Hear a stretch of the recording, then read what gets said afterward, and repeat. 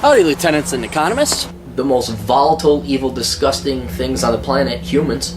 If you have a video request, you can always go to assholeconsulting.com. Yeah, I am gonna charge you, kids. And that is the importance of not fucking up. You are such an asshole!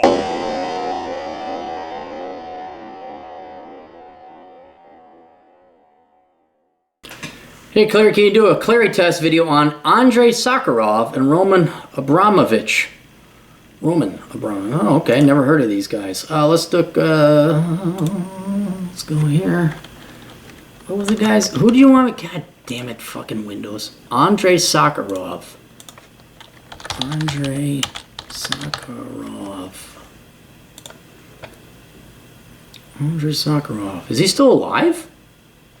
Oh, he died in '89. Okay. Andrei Sakharov was a Russian nuclear physicist, dissident, Nobel laureate, and activist for disarmament, peace, and human rights. Oh, how nice. He became renowned as the designer of the Soviet Union's RDS-37, a code name for Soviet development of thermal nuclear weapons. Sakharov later became an advocate of civil liberties and civil reforms in the Soviet Union. That actually meant something. Where he goes, I just want peace and human. It's like, okay, idealist. But in the Soviet Union, protesting for rights actually meant something. Rights he didn't have. For which he faced state persecution. These efforts earned him the Nobel Peace Prize in 1975. Well, that might have been something when the Nobel Peace Prize meant something. The Sacharov Prize, which is awarded annually by the European Parliament for people and organizations dedicated to human rights and freedoms, is named in his honor. Yeah, but he was fighting communism. So shouldn't the European Parliament people get, because you're all now for communism? And I wish I was only half joking. All right, he obviously did not major in stupid shit, so we know that. And the problem with, well, he's old too, and he was from the Soviet Union. So a lot of the meritocratic measures or assumptions we use in the Clarey test may not necessarily apply, because the guy said, you go do this.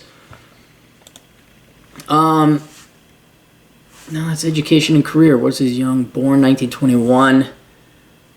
His father was a private school physics teacher and amateur pianist. Father later taught at the Second Moscow State University. Andrei's grandfather had been a prominent lawyer in the Russian Empire. Social awareness, blah, blah, blah. Okay, he came from well-off stuff. I'm going to give him a point against that coming from relative wealth. Studied physics, PhD.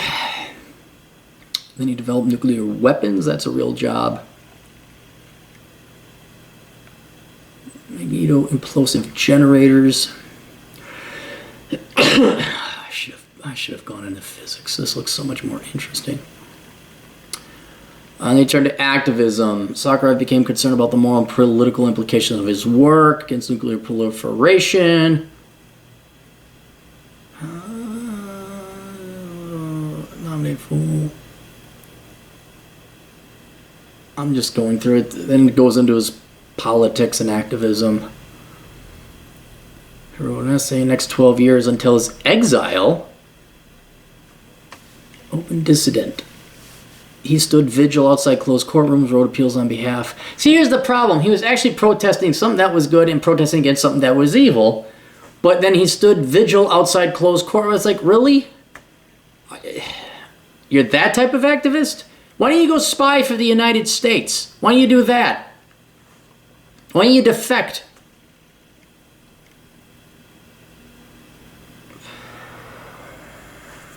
Attacked by a Soviet establishment. Nobel Peace Prize. Internal exile. Following his protest against the Soviet intervention in Afghanistan. Okay, all right. You're a peace now. Okay, I get it. Okay, all right. What did he do until he died? He became a career. Okay, he gets a point against it there. Came from wealth. Became a social justice. Like, what is he doing now? Well, he's dead now, but what was he doing? Well, he was just protesting anything and everything. Hunger strike. Okay, all right. Enough with this guy. So, real degree, has real world working experience. What's he doing now? I mean, you could say he didn't have any private sector experience because of Soviet. Yeah, I understand, but it was hard work. I don't know, nuclear physics, that must be not easy. Came from wealth.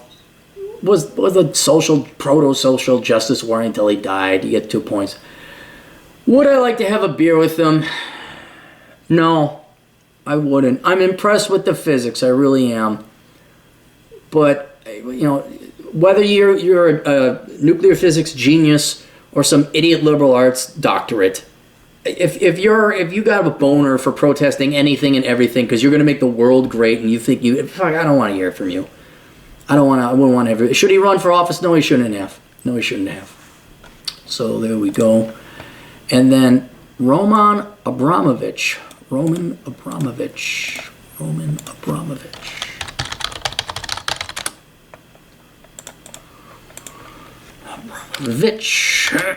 Yacht. Who's this guy? Oh, he looks like. Oh, is he one of the oligarchs?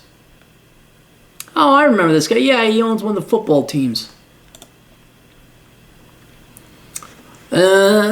Born as a 1966 Russian-Israeli billionaire, businessman, investor, and politician. Is the primary owner of private investment company Millhouse LLC, best known outside Russia as the owner of Chelsea. Didn't Putin ban him and he had to escape to Britain? Is this the same guy? And is best known outside Russia as the owner of the Chelsea Football Club.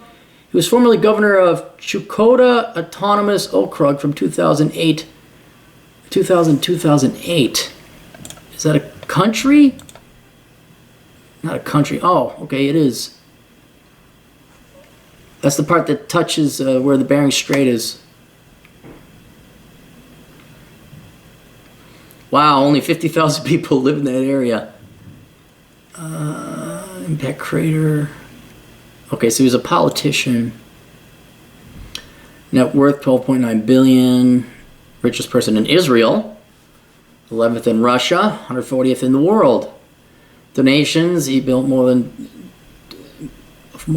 to build schools, hospital, and infrastructure in his old Chukotka. The place that touches Alaska almost. Early career. Abramovich family is Jewish and originally from Lithuania. His father, Arkady, was a state office manager. His grandfather, businessman. Married or so the family was into Siberia's victims of the June deportation. Wow. Found themselves in different care of loss. The Iron died. Having lost both parents before the age of 4, Abramovich was raised by relatives, spent money to come and reply. Okay, so his parents did kind of from wealth, but then they got killed. Abramovich has been married and divorced 3 times. Oh, he was in the Soviet army. Okay. So he didn't come from wealth. Anything was taken away. And then divorced. Started his multi-billion-dollar service during his army service. Worked as a street trader, then as a mechanic at a local factory. Sold imported rubber ducks from his Moscow apartment. Traded commodities. Perestroika. God, just reading. I'm just skimming through it, but you fucking communists suck. You guys just make everything fucking impossible, all because you're fucking inferior and you got small dicks and you just can't stand. Sometimes people are better than you are going to make more money. Boris Berezovsky. Why did I know that name?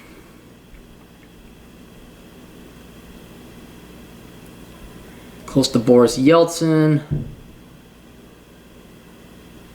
Caribbean,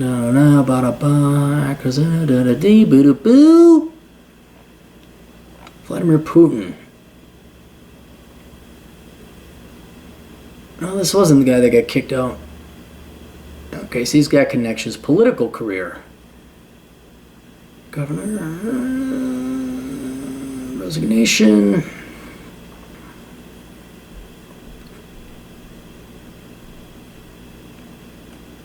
Bribery, theft, Chelsea, Moscow, other interests, activities, yachts, he's still working. Attempted residency in Switzerland. Suspicion of money laundering, you think? Not an oligarch from the 90s in Russia, what? Yeah, I like this guy. Didn't come from wealth. Did he even study anything? I think it went right into entrepreneurship.